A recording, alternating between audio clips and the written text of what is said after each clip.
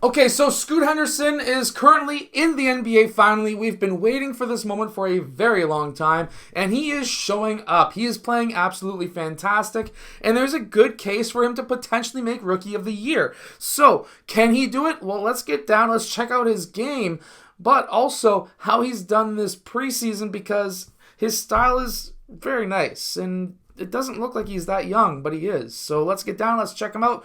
Really quickly, if you want to shoot the basketball better, make sure to go check out my shooting workout. That is down in the description below.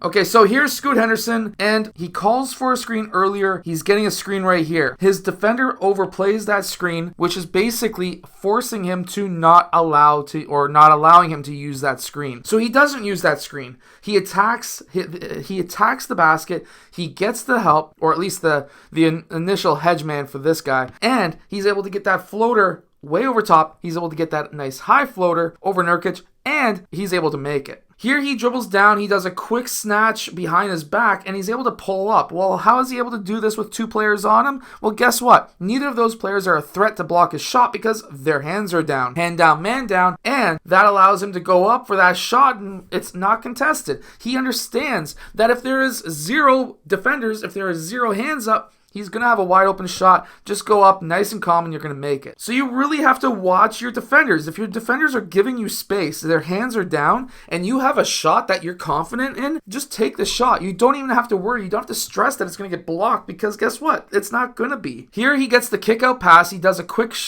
pass fake. He looks in that direction, moves the ball over towards that side of his body. That makes this defender go onto his heels on that right side, and then we see Scoot Henderson attack the basket. He attacks the basket straight on. This is what a pro does. A lot of younger players will go way out here just to attack the basket. You need to go directly at that man, and that is what's going to allow you to be able to get to the basket. He attacks the man right on. He uses his off arm slightly. I call it a chicken wing. You basically move your elbow out to remove him from the situation, and then he's able to keep both hands on that ball, even when there's a reaching in player, and he's able to then power through and get to that rim because he used that off-arm elbow to be able to clear out that space, which gives him the angle to the basket. And as long as this guy doesn't steal the ball, which he didn't, Scoot Henderson is going to have a wide open layup. And then watch Scoot Henderson move right here. His man is way too far away from him helping out. This man is stepping up to help out, which is leaving this guy slightly open, but it leaves Scoot Henderson absolutely wide open. And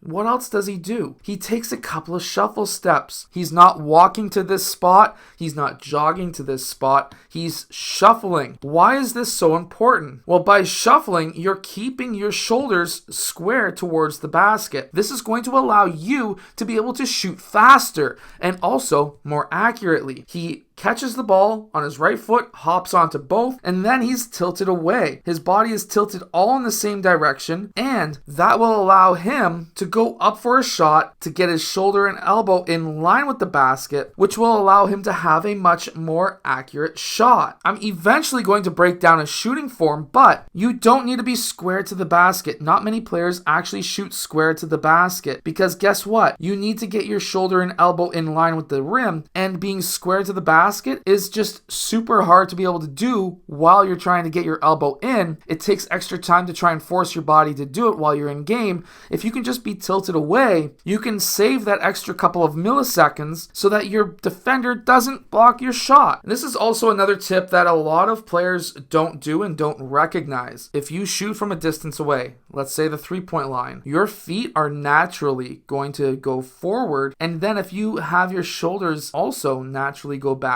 so you're like basically a straight line, and your lower body is going out and your upper body is going back, this will actually give you more power on your shot. Now watch this fast break. They get that ball to Scoot Henderson, and he goes straight at the basket. But when he's attacking the basket, watch the ball. That's the number one tip I'm going to give you. Watch what he does with the ball, but watch how he gets around this defender. I know there's a lot of young players who will say, well, I should just pass to this guy. It's an easier layup. Well, guess guess what? If you can attack this man, it is a 1-on-1. If you pass to this man, it's going to allow these guys to catch up, him to turn around, and it's going to be a 1-on-3 situation, which is going to be an even harder basket to make, which means that in this situation, keep that ball high and go behind the man who's in the lead, which will allow you to be able to finish at the rim that we see right here. Now, for those who need to know what a gather step is, this is what a gather step is, and you can use this at any level. Guess what? Because guess what? You're allowed 2 steps. And when you're in the air, you're in FIBA, NBA, and NCAA rules. Your pivot foot is this foot. Your pivot foot in USA high school is that foot right there, if this foot was still connected to the ground. However, he's not traveling. He has his hand on top of the ball, on top of the ball, on top of the ball, gathers it right there while he's in the air. That's 0. And then he takes 1 step. And then he's able to finish with the reverse. No travel at all. No matter what people say online, this ain't a travel. And this is perfect footwork. But don't worry, Scoot Henderson is not all about ball hogging. He's not going to go 1-on-2 in this situation with a trailer behind him. Guess what he's going to do? He's going to attack the paint early, collect all 3 of these players running towards the key, and then kick it out for a wide open 3-point shot with 1, 2, and 3 rebounders ready in case this guy misses. See, transition 3s are very important and can be used,